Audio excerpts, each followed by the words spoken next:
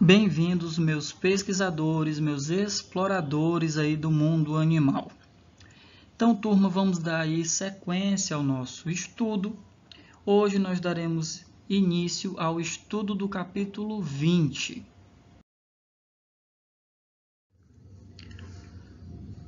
O nosso capítulo 20 começa aí a estudar os animais vertebrados. Então, teremos aí 3 grupos que serão abordados nesse nosso capítulo, que são peixes, anfíbios e répteis.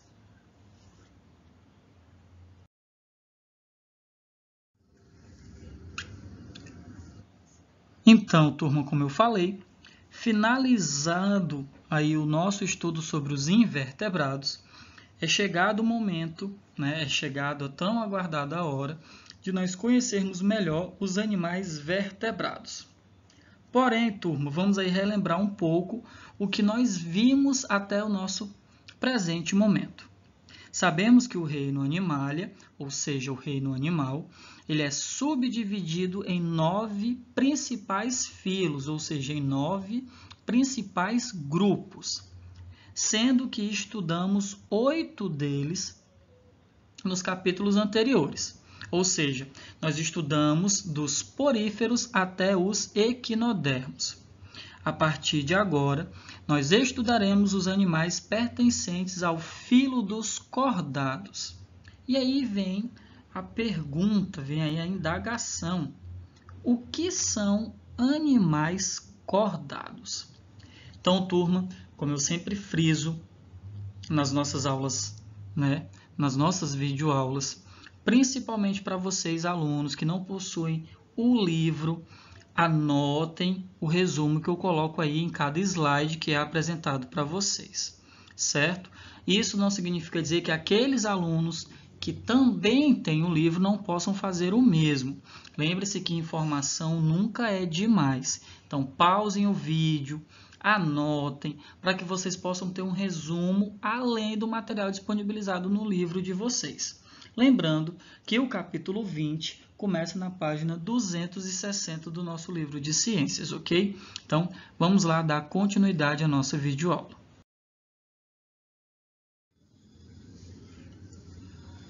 O filo dos cordados é composto de espécies que, em alguma fase da vida, apresentam algumas características.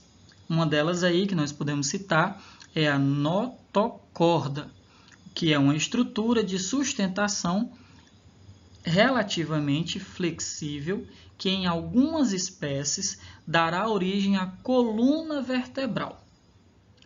Um tubo nervoso situado na região dorsal, fendas na faringe e uma cauda.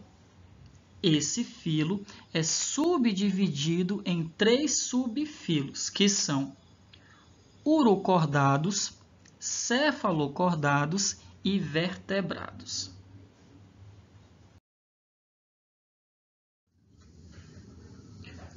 Olha só que interessante, turma. Os urocordados e cefalocordados são conhecidos como protocordados. Eles não possuem crânio, ossos nem cartilagens. Isso significa, então, turma, dizer o seguinte: nem todo cordado é um vertebrado. Porém, todo vertebrado vai ser classificado como cordado. Nos vertebrados, a notocorda, ainda na fase embrionária, se transformará no que nós conhecemos como coluna vertebral.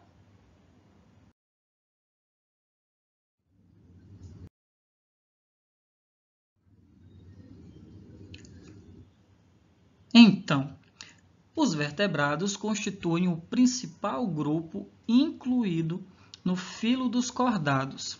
O subfilo dos vertebrados possui características significativas como a presença de uma coluna vertebral protegendo a tão delicada medula espinhal. Então, turma, como foi falado aí no começo da videoaula de hoje, dos poríferos até os equinodermos, nós estudamos apenas animais que não possuíam essa coluna vertebral. sendo assim classificado como invertebrados. A partir de agora, os animais que serão estudados serão animais vertebrados, ou seja, animais que apresentam aí a presença da coluna vertebral, que tem como função proteger a tão delicada medula espinhal.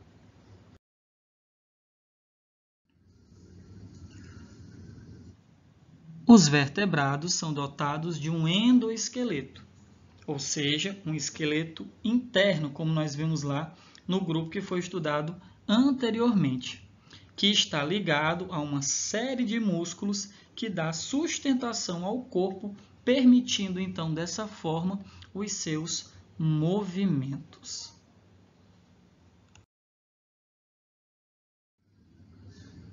E aí, ainda falando sobre esse esqueleto interno, esse endoesqueleto dos vertebrados, ele vai ser dividido, turma, em dois tipos.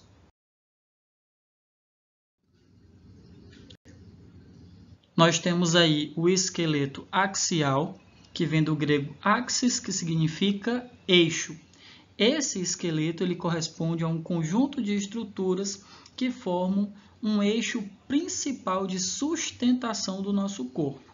Então, na nossa animação aí que vocês estão observando, o esqueleto axial está sendo destacado aí na imagem em vermelho.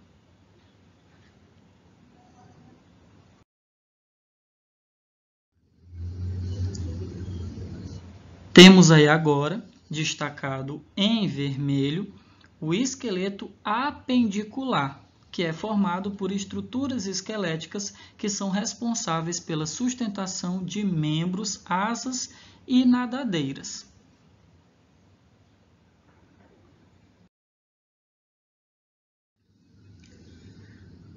Voltando então a falar do esqueleto axial, ele é formado por vértebras, que são pequenos ossos que se empilham para formar a nossa coluna vertebral, como vocês estão observando aí na nossa imagem, e a caixa craniana, localizada na cabeça, que tem como função proteger os órgãos internos que compõem o nosso sistema nervoso central. Os vertebrados, turma, são divididos em 5 classes: peixes, anfíbios, répteis, aves e mamíferos. Em termos evolutivos, acredita-se que os peixes tenham sido aí os primeiros vertebrados a surgirem no planeta. Depois de algumas espécies de peixes evoluíram para os anfíbios, que correspondem ao elo entre seres que são adaptados ao ambiente aquático e ao ambiente terrestre. E provavelmente, a partir dos anfíbios, no grau aí de evolução, surgiram os répteis, que foram os primeiros seres vivos totalmente adaptados ao ambiente terrestre.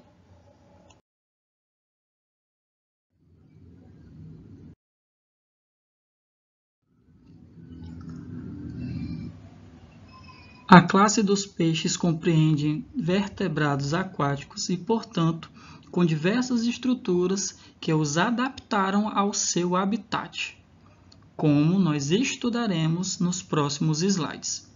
Turma, existem peixes de várias espécies que podem ser encontrados tanto em água doce quanto em água salgada. O Brasil possui a maior variedade de peixes de água doce do mundo, bem como os maiores espécies. O pirarucu e o peixe piraíba, ambos com aproximadamente 2,3 metros e pesando cerca de 200 quilos quando adultos.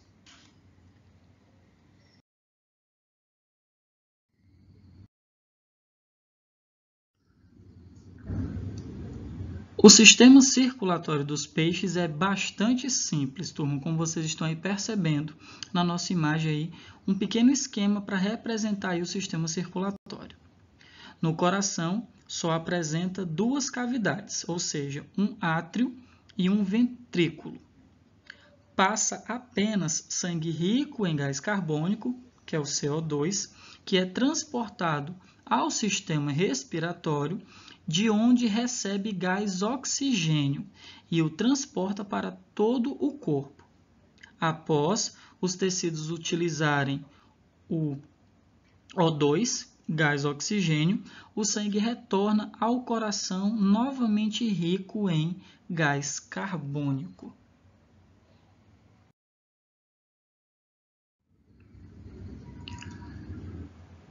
Quanto aos órgãos dos sentidos, os peixes possuem olfato bastante desenvolvido, capturando substâncias que estimulam a função olfativa, além de uma linha lateral que é capaz de perceber as vibrações na água.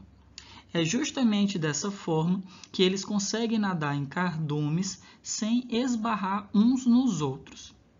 Outro fato bem interessante é a existência de um órgão elétrico, mas esse órgão só existe em algumas espécies.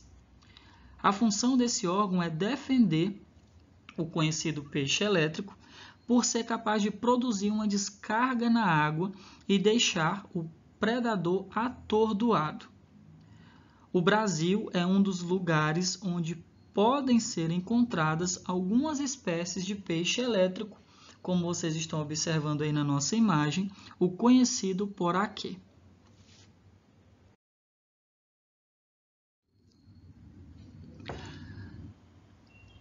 Os peixes podem ser divididos em duas ordens, dependendo aí do esqueleto, turma, que eles apresentam. Temos aí os conhecidos como condrictes, que compreendem os popularmente chamados peixes cartilaginosos, ou seja, são aqueles que possuem esqueleto composto de cartilagem. Podemos citar aí como exemplo de peixes cartilaginosos os tubarões, as arraias e as quimeras. A segunda espécie são os osteiquites, que compreendem os mais popularmente chamados peixes ósseos, ou seja, aqueles cujo esqueleto é composto de ossos com cartilagem entre eles.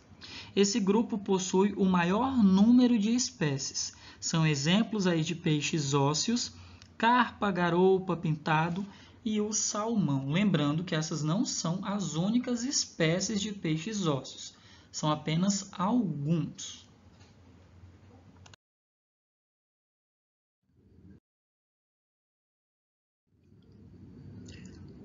Então, turma, falando aí mais um pouco sobre os peixes cartilaginosos, eles podem ser encontrados tanto no mar como na água doce.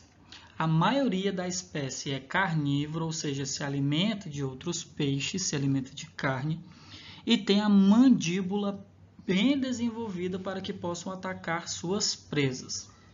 Eles possuem glândulas produtoras de muco, que deixam a pele mais lisa, facilitando dessa forma a natação da espécie.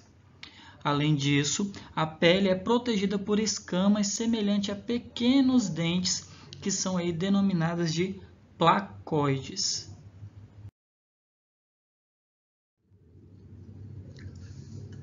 A posição de sua boca é ventral. E o que isso significa, turma? Significa que ela está situada na porção inferior do corpo do animal, como vocês estão observando aqui na nossa imagem. A respiração dos cartilaginosos dá-se graças à presença de brânquias, que são estruturas capazes de retirar da água o oxigênio necessário para a sua sobrevivência. Entre os vários tipos de peixes cartilaginosos, ganha destaque o tubarão.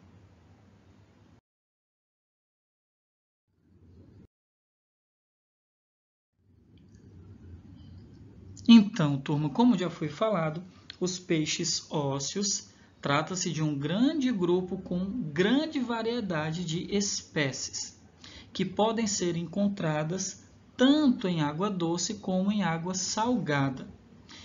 E também apresentam a conhecida respiração branquial. A forma desses peixes é adequada para se deslocar na água, pois possuem glândulas de secreção de muco e escamas achatadas. Além disso, existem as nadadeiras presentes tanto nos peixes ósseos como nos peixes cartilaginosos, que têm como função proporcionar maior impulso e equilíbrio do corpo no ambiente aquático. Além das nadadeiras, os peixes ósseos possuem uma bolsa denominada bexiga natatória, que se enche de gás e controla sua flutuação na água. Alguns peixes podem utilizar a bexiga natatória como parte do seu sistema respiratório. Um exemplo é o pirarucu do rio Amazonas, que sobe à superfície e absorve bolhas de ar, armazenando-as na bexiga natatória. Então, essa estrutura, galera, da bexiga natatória, ela é encontrada somente nos peixes ósseos. Nós não encontraremos essa estrutura nos peixes cartilaginosos.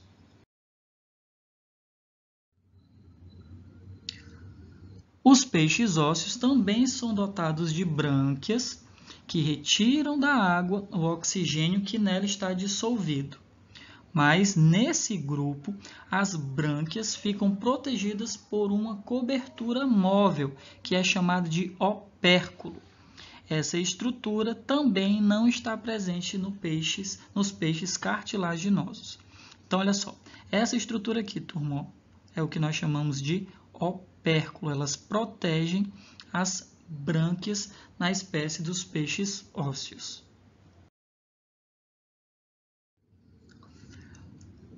Diferentemente dos cartilaginosos, os peixes ósseos têm boca anterior, ou seja, ficam aqui na frente do corpo do animal. O curioso é como esses peixes fazem para obter o oxigênio. Então, olha só. Inicialmente, a água entra pela boca e depois vai direto para as brânquias, nas quais o gás é retirado. Por último, a água sai pelos opérculos.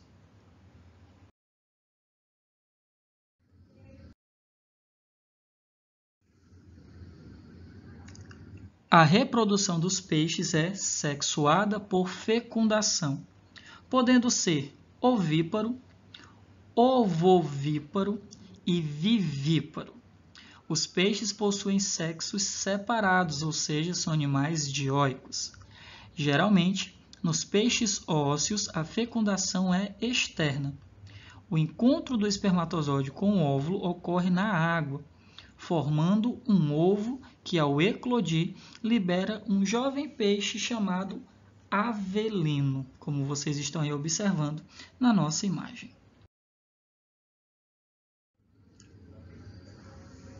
Olha que interessante o que vocês vão ouvir agora, turma. Algumas espécies reproduzem-se de forma bem curiosa. Podemos citar aí como exemplo o cavalo marinho, onde a fêmea põe os óvulos no interior de uma bolsa no abdômen do macho, onde são fecundados e se desenvolvem. Então, aí vocês estão vendo na nossa imagem o macho, né, da espécie do cavalo marinho, liberando aí os seus filhotes. Já algumas espécies de bagre do mar guardam os ovos dentro da sua própria boca.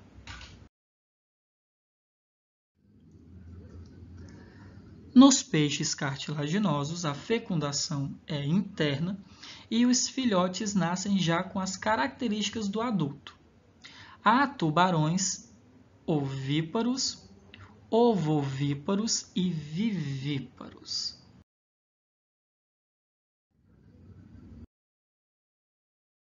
Dos aspectos ecológicos que são associados aos peixes, o que nós podemos falar sobre? Olha só, turma, os peixes estão desaparecendo do planeta. Eles são um importante item da alimentação humana e de outros animais. E sua extinção pode afetar diretamente a cadeia alimentar. Os principais fatores da destruição das populações de peixe são a pesca predatória e a poluição. É necessário definir épocas em que não se pode pescar determinados tipos de peixes para garantir o período de reprodução e, assim, perpetuar as espécies. Além disso, devem-se estabelecer cotas para os pescadores a fim de evitar a captura indiscriminada de toneladas desses animais. A criação em cativeiro de algumas espécies tem amenizado esse problema, mas é preciso uma política mais específica de proteção. Os peixes ainda precisam enfrentar a poluição da água, já que os rios estão sendo agredidos por resíduos tóxicos que são despejados pelas fábricas e esgotos domésticos. Turma, é uma situação aí que nós devemos pensar muito sobre ela. Pois bem, turma, chegamos aí a mais um fim de uma videoaula. Lembrando que na videoaula de hoje nós demos início ao estudo do capítulo 20, que lá no início nós falamos sobre os vertebrados, falamos aí sobre as características que são atribuídas a animais vertebrados. E demos início aí ao estudo dos peixes. Lembrando que ainda falta falarmos sobre os anfíbios e os répteis. Então, turma, mãos à obra, vamos aí responder o nosso TD número 13 e até a nossa próxima videoaula.